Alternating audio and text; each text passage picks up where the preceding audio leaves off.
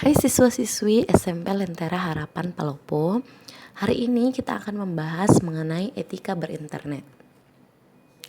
Etika berinternet itu biasa juga disebut dengan netiquette. Nah, apa sih yang dimaksud dengan etika berinternet atau netiquette? Netiquette diartikan sebagai etika berinternet itu pada prinsipnya sebenarnya sama seperti etiket atau sopan santun pada umumnya. Nah, tapi ini ranahnya adalah di dunia maya. Jadi kalau kita bisa simpulkan netiquette itu adalah bagaimana seseorang itu beretika ketika berselancar di dunia maya. Nah, beberapa etika berinternet yang harus diperhatikan selama belajar dari rumah, baik itu di SMP maupun di SMA, SLH Palopo.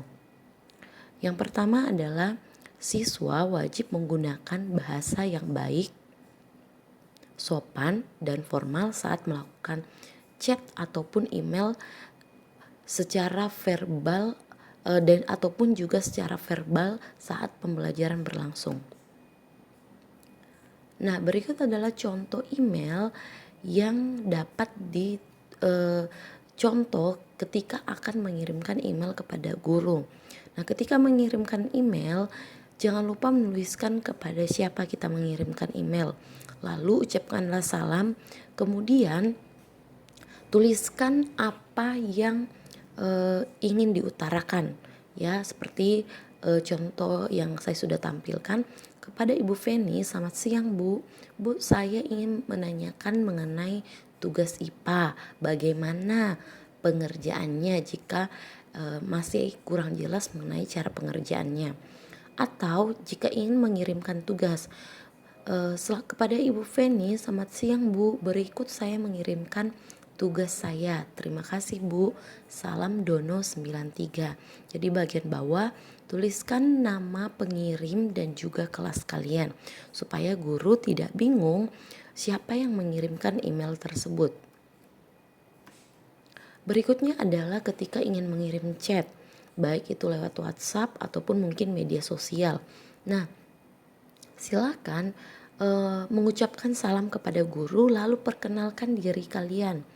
Kalian namanya siapa, kelasnya siapa, lalu utarakan apa yang ingin disampaikan.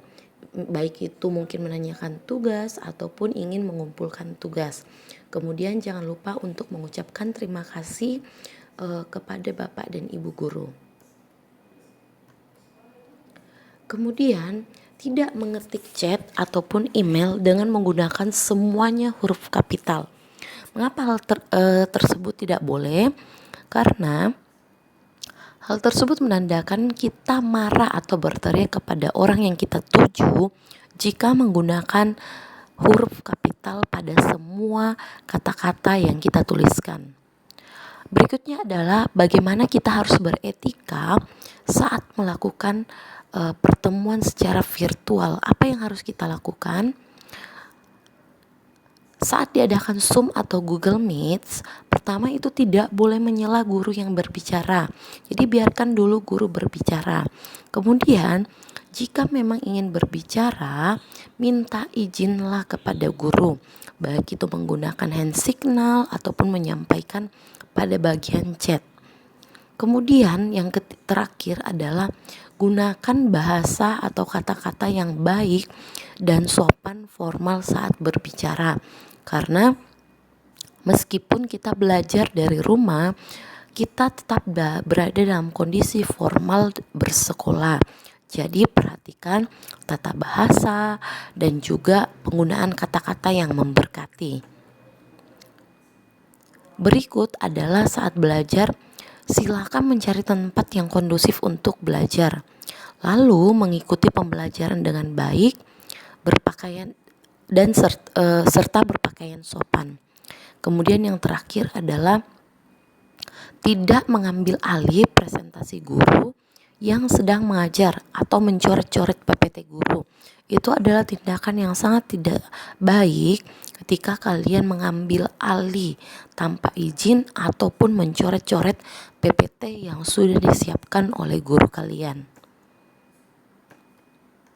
Nah, berikut adalah kejujuran dalam pengerjaan tugas. Ya, jadi sangat perlu untuk tidak melakukan tindakan plagiarisme atau mengambil tugas orang atau mengutip sesuatu dari internet atau mengambil jawaban dari internet tanpa kita menuliskan sumbernya dari mana. Atau saat ujian seharusnya close book, kemudian membuka jawaban dari internet untuk dituliskan, atau membuka buku padahal guru sudah bilang bahwa itu adalah ujian close book. Berikutnya adalah ketika mengambil data dari internet, silakan tulis sumber pengambilan data. Kemudian terakhir adalah tidak meniru hasil pekerjaan milik teman. Nah, berikut Ibu kasih contoh ya. Ibu memberikan contoh pengutipan. Nah, ada beberapa bentuk pengutipan. Ini adalah contoh bentuk penulisan APA-Style. Jadi dengan APA-Style atau American Psychological Association, ketika kita mengambil dari web, kita harus menuliskan nama webnya. Kemudian setelah nama web, tuliskan tanggal artikel tersebut dibuat, lalu judul artikelnya, waktu kita mengakses atau mengambilnya, kemudian yang terakhir adalah tuliskan URL-nya yang lengkap. Nah, ini adalah contohnya ya. Artikel tadi Bu Rosita ambil dari liputan6.com ya, lalu titik, kemudian tulis dalam kurung tanggal berapa artikel tersebut dibuat, kemudian judul dari artikelnya, kemudian tanggal artikel tersebut diambil, lalu alamat website lengkapnya. Nah, selain APA-Style itu ada juga penulisan dengan menggunakan turabian ya. Nah, kalau turabian seperti ini cukup kalau dalam pengutipan ya. Kalau yang tadi adalah penulisan referensi. Nah, ini adalah kalau misalnya kalian menulis makalah lalu mengutip sebuah kalian mengutip sebuah pernyataan, kalian silakan tuliskan di bagian akhir kalimat seperti ini ya, tahun terbitnya atau dikeluarkannya artikel tersebut, kemudian alamat websitenya. Nah, demikian yang Ibu bisa sampaikan mengenai bagaimana seharusnya kita beretika dalam berinternet. Semoga hal-hal yang telah Ibu sampaikan bisa dilakukan dengan baik dan juga informasi ini bisa menjadi berkat buat kalian. Terima kasih.